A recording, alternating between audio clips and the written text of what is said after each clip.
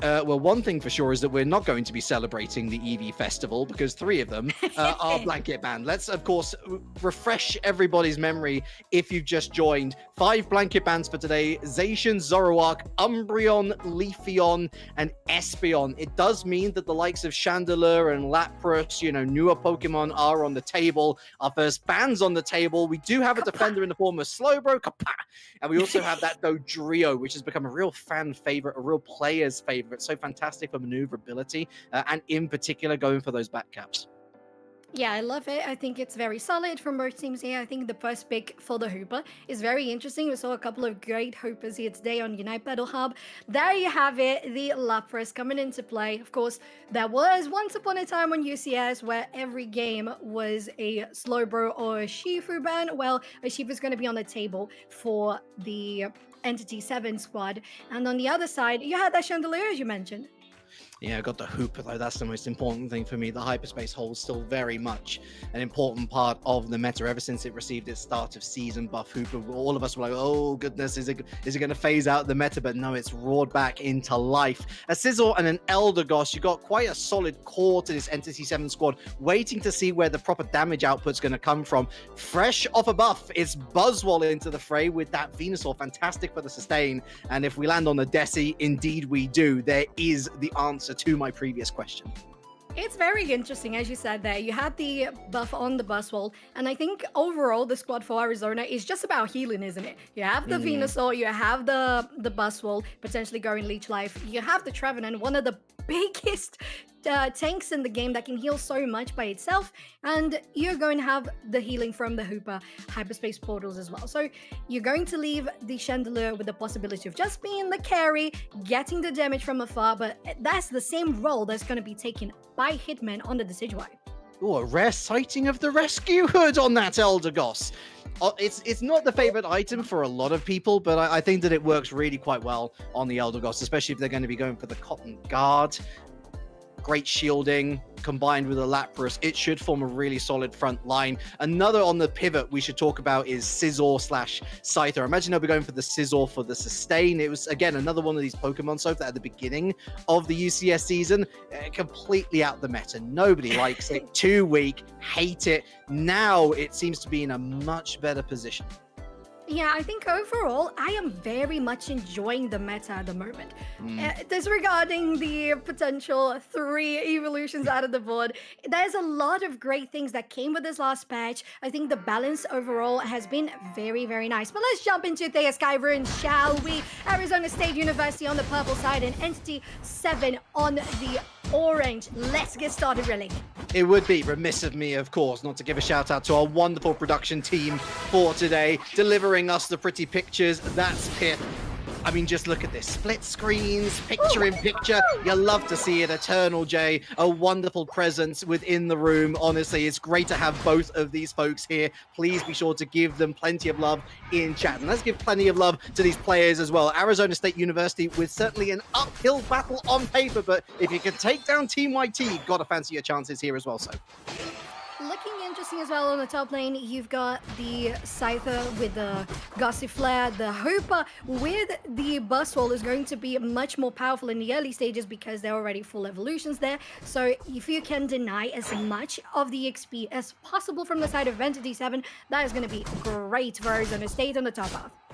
I imagine we're going to be looking at a solo strike. Shifu surging strikes with the recent nerf. Not particularly egregious, but solo strike just so good for those secures, and especially on Pokemon who are lying in wait. The Hyperspace Hole goes down, takes that Lampent back, was looking for the flank, didn't quite get it. Great coverage here from Entity7. They've seen these tricks before.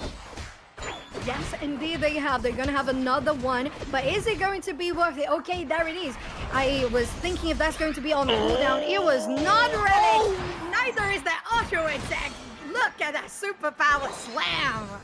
He's Chris. He's a myth. That's legendary with an early takedown, but no Eldegoss online. The real problem for Entity7 at the moment. On the bottom path as well, struggling to find much purchase. There's almost a full rotation up here onto the top path for Entity7. They can see where the issue is, and they're looking to try and almost like detool this Buzzwole, try and take it down a peg or two, but they're not having too much luck in the middle field here. We've got Lampant and Trevenant doing a lot of work on those birds. They've got themselves plenty of EXP, but the top part's been left vacant, and Entity7 with some joy at last. Lots of scores on the doors. Very worth it for them as well, because that's, as you said, it was a big stack up for 3 people on the top path, and that would have to be for Arizona State a good opportunity to try to go in the bottom. But then you have the Lapras, it's going to be such a big wall to get across, and then they managed to get the goals. Nice KO onto Wiggle Jig as well.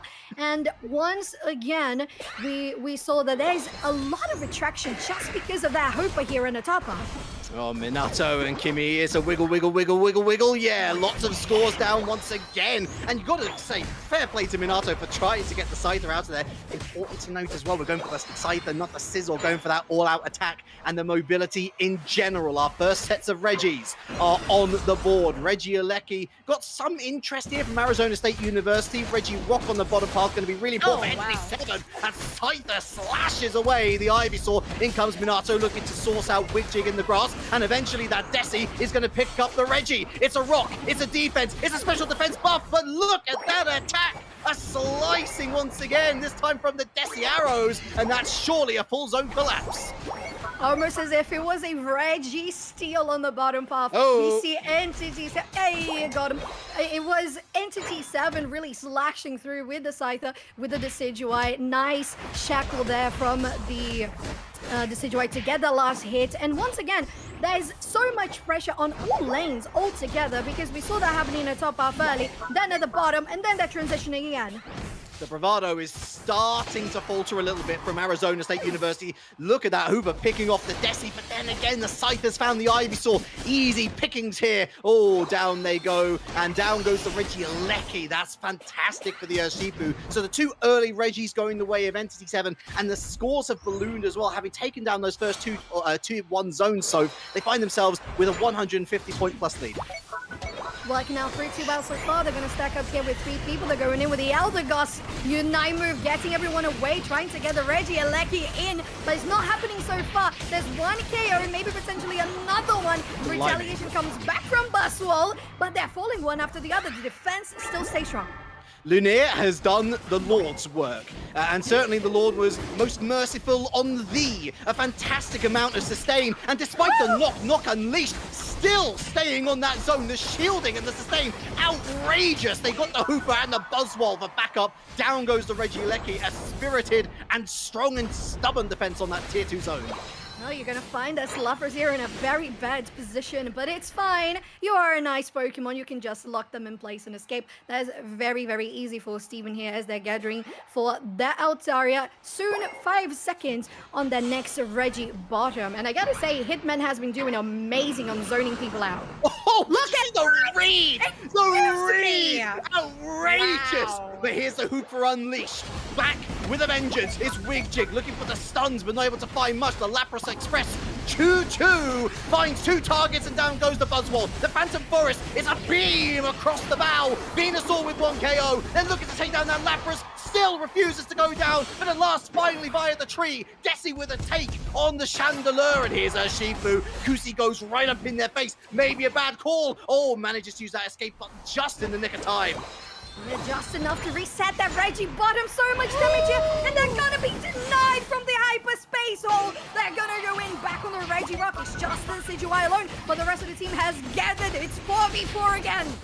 Look at, they had another Lapras Express. That was incredible. Reggie Rock almost down, and who's actually got it? Well, guess what? It's a Desi again. Snipe, snipe, snipe. Get the scopes up. 2 KO streak for the Scyther, however. Oh, Lunaire, massive moment here, just trying to hold off.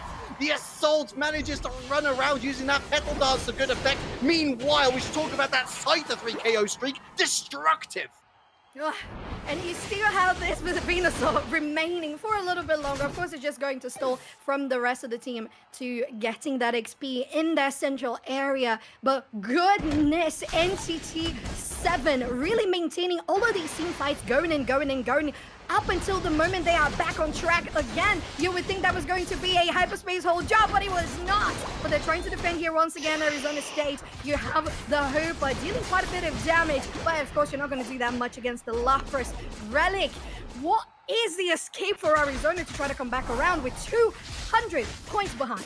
All right, they've got to act like a Hoover, and they've got to suck up as much XP as they possibly can. Just look at the level difference, 11, 13, 12, 11, 13 for Entity7. We've still got a couple of level 10s, and bad news for Arizona State fans.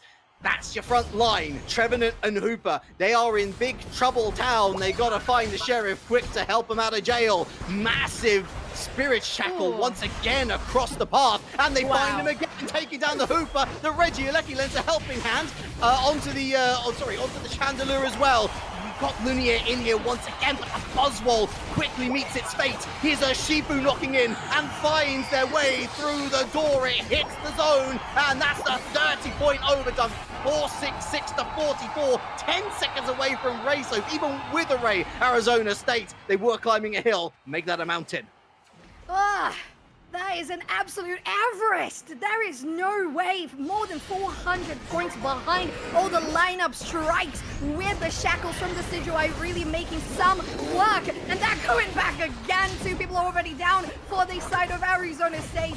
Only the Trevenant is going, and they're gonna try to run away.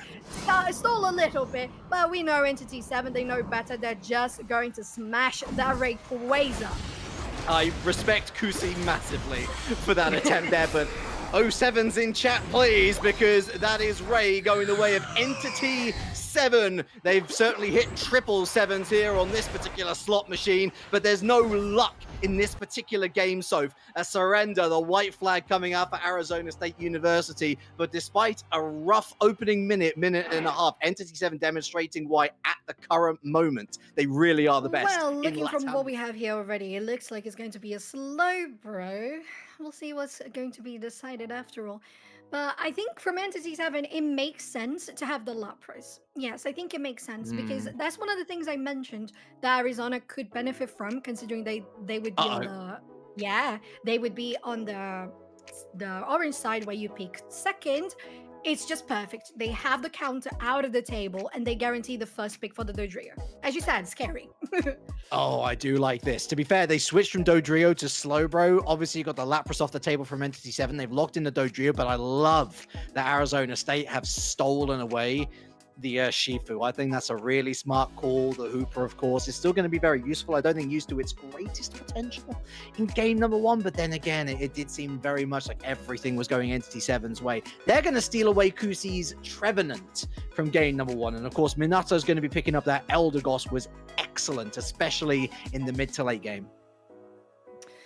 I'm looking at Entity7, I'm thinking, are they going to run it back with the Decidueye? Because it still makes sense considering that Arizona has the Hooper once again.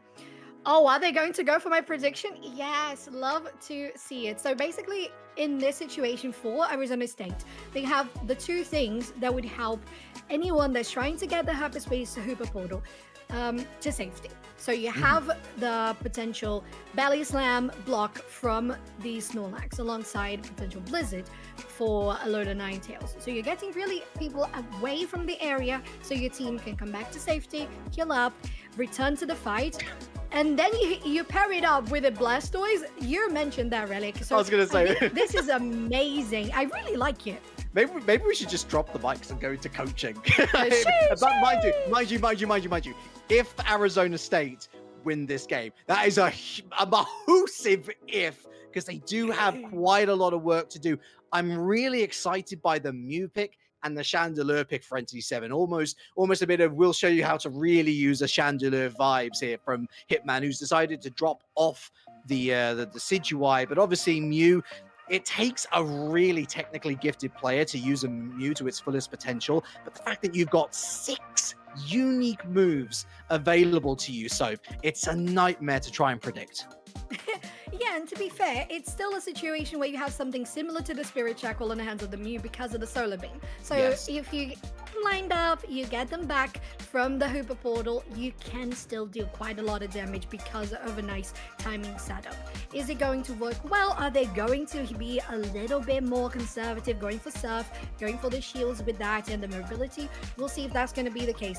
Either way, I think the Chandelier, as you said, is a great choice because it's going to fit in a nice attacker role. You're going to have someone to go in the backline in the form of Dodrio, also the Trevenant, and the amazing support for the Elder Goss, which can just enable and sustain so much.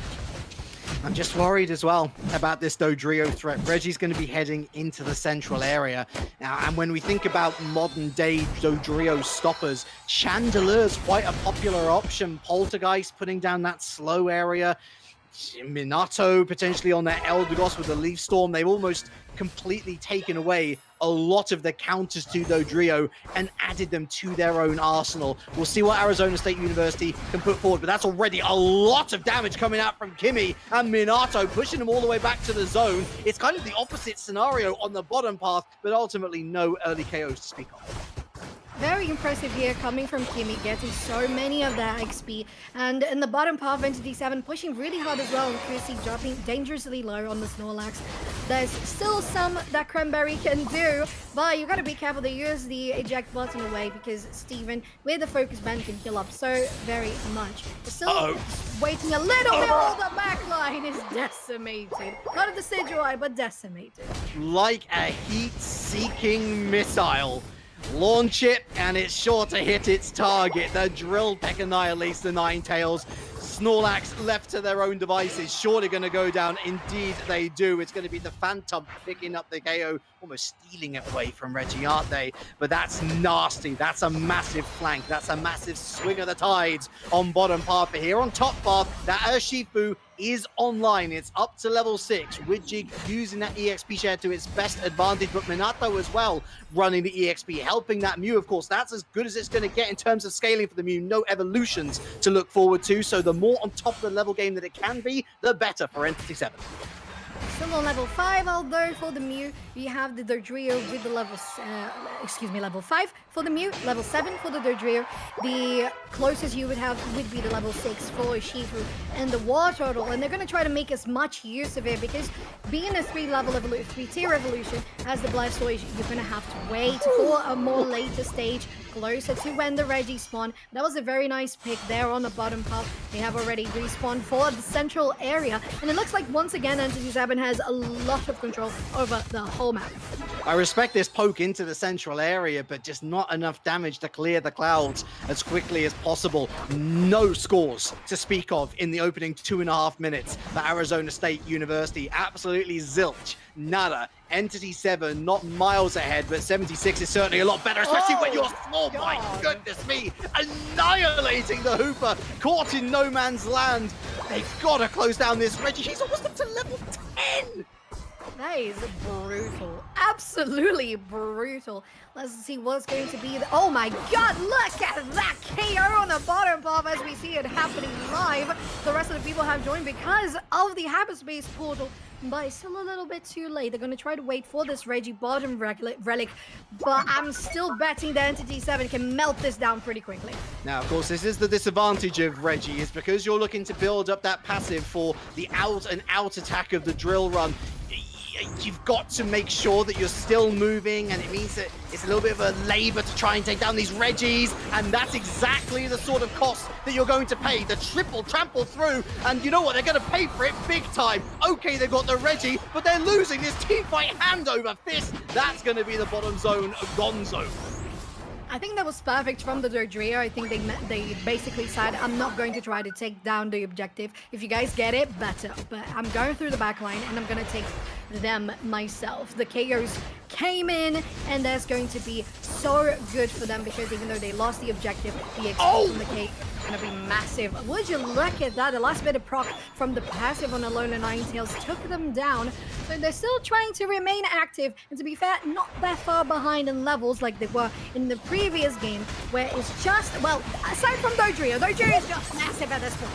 I gotta say, big up to my man Chris Smith, who was keeping them occupied enough not to go in on the Regieleki so haphazardly. He's been rewarded with a fantastic rapid spin through the clouds, evolution onto the Blastoise. You know what that means. Hydro Typhoon available. Here it comes. The Regieleki secured as well into the rapid spin, closes down the Eldegoss, fails to find the KO. Here's the Trevenant and the Solar Beam through, the Snow Globe, the Phantom Forest is all shook up with another KO, the King of Rock and Roll. Regieleki down.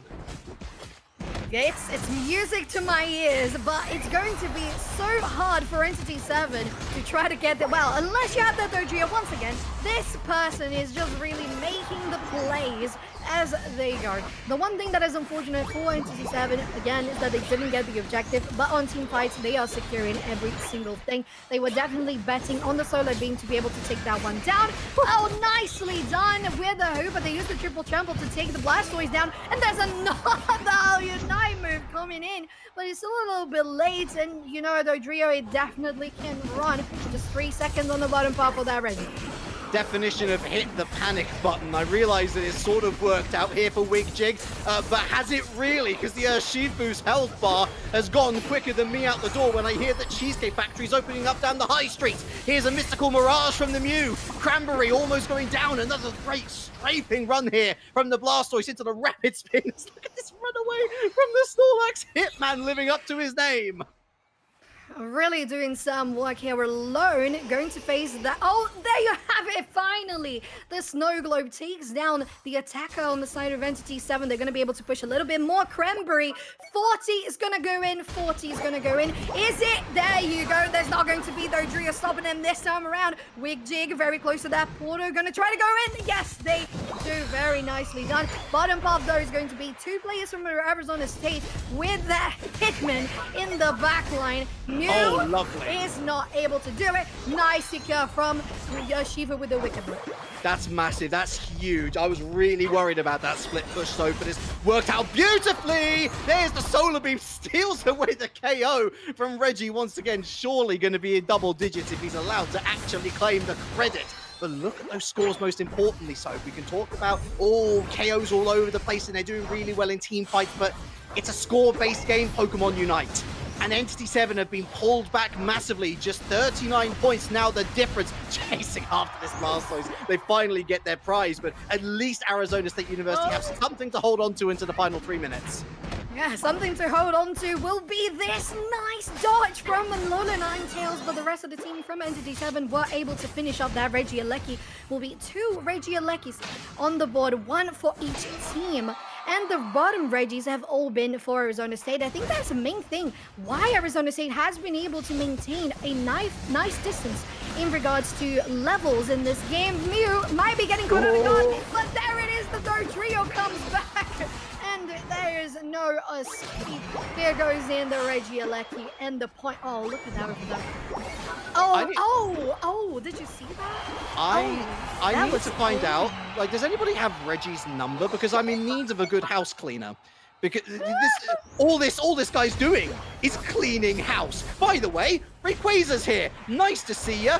Good news, at least, for Arizona State University is that everyone is ready and online with their Unite moves. Bad news, they're once again lacking in terms of the level games, and that's really nasty for the Snorlax who's been caught out. Going to use that hyperspace hole along with the Urshifu. Really nice dive in. Oh, this is a huge press coming out from Entity7. Really flexing their muscles, showing Arizona State University exactly what they're here to do. Dodrio keeping guard over that top entrance as well. They're really scared to even make a move. They really are, but there goes the Yoshiva. They're going to be in the black line. You have as well the Phantom Forest. They're dropping really low. The first is going to be the Chandelure. Oh, here we go. Going down. The rest of the team is following. The Mystical Mirage is between the rest of Arizona State. And they're going to go for the triple trample. They take another. Maybe they're going to go in for the tree. And they take 3. Oh, goodness. How did that happen on the back line? Luna, though, still taking damage and still dealing damage. You see the Wicked Blow. Is it going to hit? Is it going to be enough?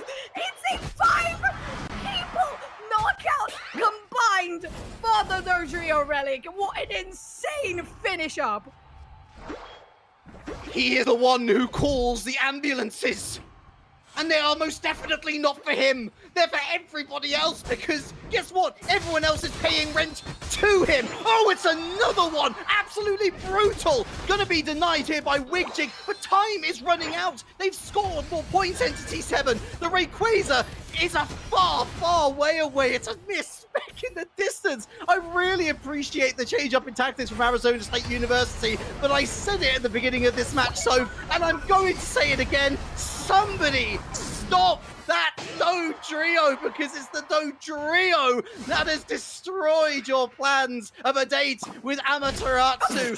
Entity7 heading into the upper finals, and through the trap door, the State University goes.